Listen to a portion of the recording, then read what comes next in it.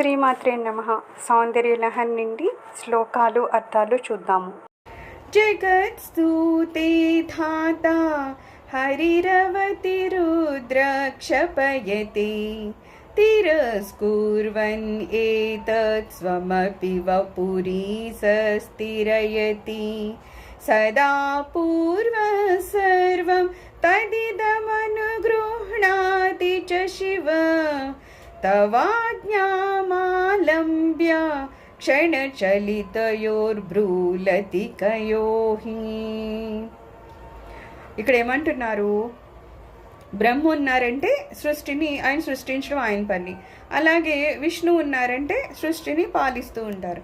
రుద్రుడు ఉన్నారంటే లయం చేస్తారు కదా. ఈ ముగ్గురు ఇలా ఈ పనులన్నీ చేస్తున్నారు కదా.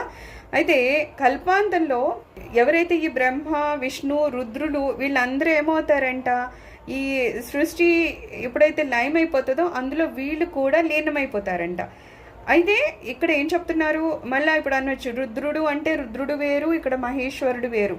మనం అర్థం చేసుకోవాలి. వీళ్ళు రుద్రుడు ఎవరైతే ఈ సృష్టి స్థితి లయ చేస్తారో ఆ లయ చేసేవాడిని రుద్రుడు అంటారు. ఇక్కడ అమ్మవారికి పతి కింద ఎవరున్నారో ఆ శివుడిని మహేశ్వరుడు అంటారు. ఓకే, ఆ డిఫరెన్స్ తెలుసుకోవాలి. అయితే ఇలా ఎప్పుడైతే ఈ బ్రహ్మాండం అంతా లయమైపోతుందో అప్పుడు సరే వీళ్ళు కూడా ఆ మహేశ్వరుడు లయం చేసేసుకుంటారట. ఎవరిని? సృష్టి మొత్తాన్ని లయం చేస్తూ ఈ సృష్టి స్థితి లయ చేసే బ్రహ్మ విష్ణు రుద్రుల్ని కూడా ఆయన తనలో కలిపేసుకుంటారు మహేశ్వరుడు. అయితే ఏం చేస్తారట, మళ్ళీ కొంతకాలం తర్వాత ఇది మళ్ళా సృష్టి చేయాలి కదా. అప్పుడు ఎప్పటి వరకు కూర్చుంటారట? ఎప్పుడైతే అమ్మ కాస్త కనుబొమ్మల్ని ఇలా చూపుతారంట. ఏదన్నా చూడండి, ఎవరైనా పని చేయలే అని ఒక సైడ్ చేస్తారు కదా, కాస్త కనుబొమ్మలు ఇలా పైకెత్తుతారు కదా. అలా ఎత్తగానే ఈయనకి అర్థమవుతుందంట, ఆహా అయితే మళ్ళీ నేను సృష్టి స్టార్ట్ చేయాలి అని చెప్పేసి ఆయన మళ్ళా ఈ అమ్మవారి ఆజ్ఞను తీసుకుని మళ్ళీ ఈ బ్రహ్మాండాన్ని సృష్టించడము, ఆ తర్వాత చేయాల్సిన కార్యక్రమాలు అన్నీ చేస్తూ ఉంటారనమాట. అంటే ఇక్కడ ఏం చెప్తున్నారు?